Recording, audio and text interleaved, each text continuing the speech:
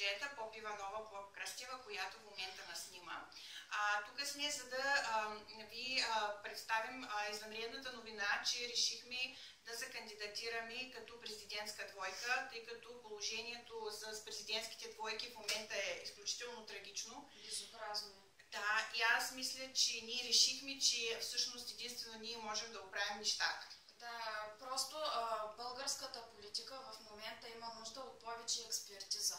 И ние сме именно хората, които могат да дадат тази експертиза. И не само експертиза, хората да нас знаят, да сме разпознаваеми личности в обединители на нацията. И най-вече обединители, права е тя. И както може да видите, ние сме обединители на всичко. Ние сме патриоти, ние сме русофили, ние сме европейци тук-там е, ама тук-там е. И сме също за Турската империя. Това ни е изпратено от Турция, специално от господин Ердоган. От господин Ердоган. Това е килим от харема на Баязид. В знак на добра воля и сътрудничество и вечна дружба и с Турската империя. Така че ние ще задоволим абсолютно всички желания на тази нация и ние сме единствените кандидати, както ти каза, че си го чела някъде в минало. В Библията е написано: Руса жена ще оправи България. Написано е, значи Руса ли е жената? Руса. И не само в Библията го пише, Иванга още го е казала. Иванга го каза и аз и го чух. Аз това го чух също. Дето блъскаше с бастуна по масата и казаха ми, че така е правила. Руса жена ще оправи, оня там... И Нострадамус също добави за това нещо. Да. Както и да е. Сега да се върнем към програмата и да говорим по същество. Първата точка в нашата програма ще бъде следната. Ние много дълго обсъждахме програмата с Лютинка и съветвахме с експерт. Първата работа е, разбира се, да се махне българското гражданство от българите в чужбина. Българите в чужбина нямат нужда. Направо. Нямат нужда от българско гражданство. Ако искат нещо от майка България, да бъдат така добри, да си заповядат тук. Не да ми лишперят там по цял ден. Да. Няма. И да искат и да дават и акъл. Не, до тук беше. Това е изключително нагло и нахално от тяхна страна. Той ще е първото нещо. Наистина вече прекалено много досаждат и самотаят в краката. Сега, следващото нещо, мисля, че беше Министерството на образованието. Вижте, те се опитват да бъдат патриоти, не им се получава. Не става работата. Балканджи започва са изобщо в училища, в детски градини, във всичко ще се учи само първо история славяно-българска.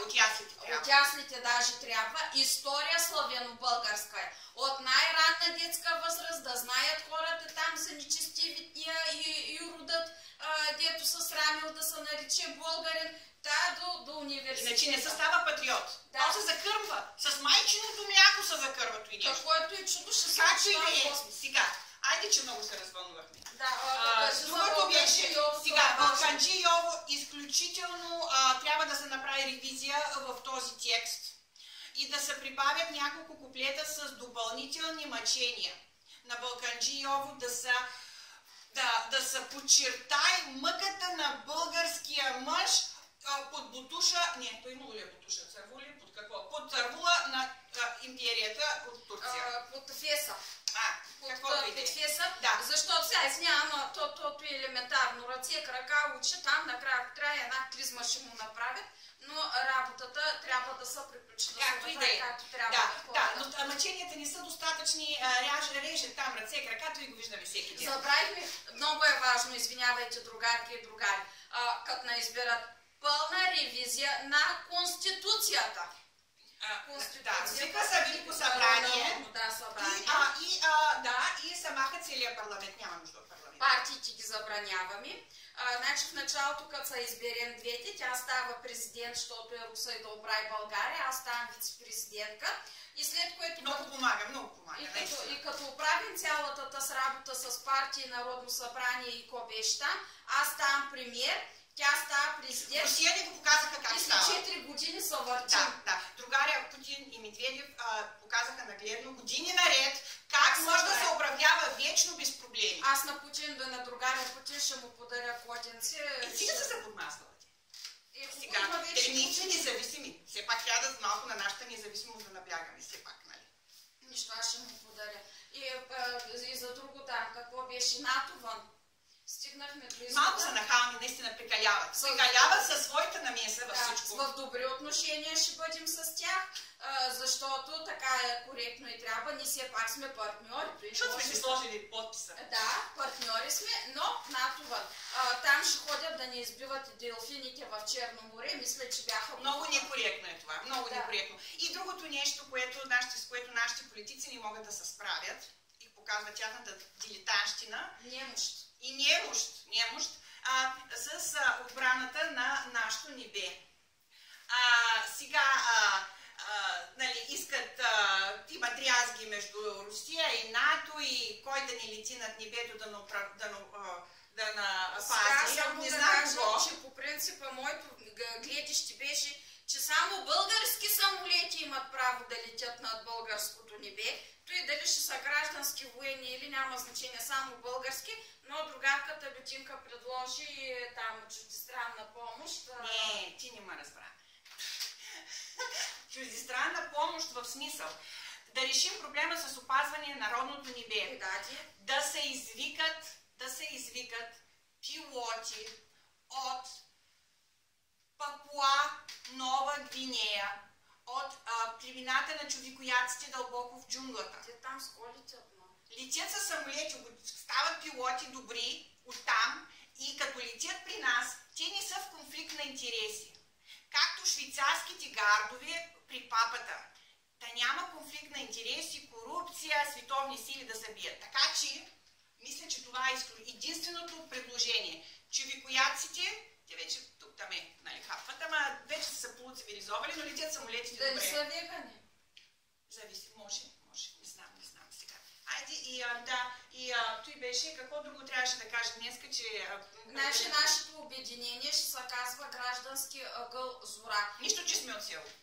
Да, но ние сме граждани на републиката. И на света. И на света като цяло. Ъгъл, защото се обединяваме. И зора, защото светлото бъдеще изгрява. То е метафора за светлото бъдеще. Тя ги разбира много. Зато и граждански ъгъл Зора. Нашата бюлетина ще бъде номер 681-1944. Тире безкрайност. Тире безкрайност, защото така това ще бъде нашата бюлетина и програмата ни. Значи, там ние дилетантщини, таблет, маблет, не знам си какво. Пенсиите ще ги направим 4500 лева, нали? Може и малко повече, ако хората искат. Ако хората искат, ще ги направим. Изобщо каквото искат хората. Кремщите ще бъдат като едно време, сиренето ще бъде като едно време, киселото мляко ще бъде като едно време, даже и туалетната хартия. Спирането на тока като едно време. Ще идва туалетната хартия от време на време като едно време.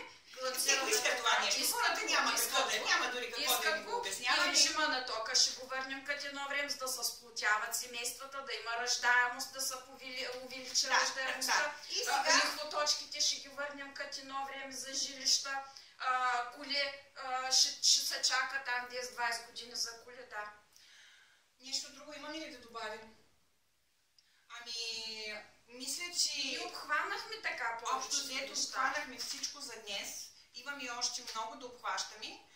Така че ако имате въпроси, ще може да се обръщате към нашата пиарка при Вантина Бездарова. Тя беше пиарка при господин Борисов, но реши да го напусне, защото ние сме по-популярни от него, което ни достави огромно удоволствие. И много не обичат хората. Да, айде, всичко добро. Напред към светлото бъдеще.